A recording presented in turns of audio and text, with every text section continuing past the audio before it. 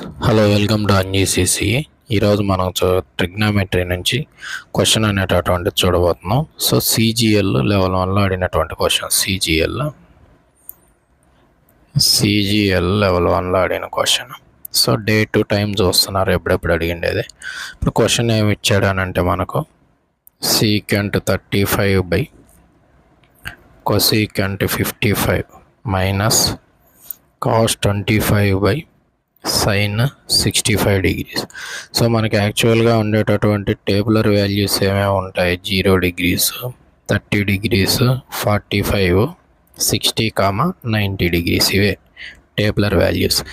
ఇవి కాకుండా వేరే ఏ వాల్యూస్ ఇచ్చినాడన్నా కూడా అవి ఏంటివి? ఐడెంటిటీస్ ఇచ్చారని అర్థం.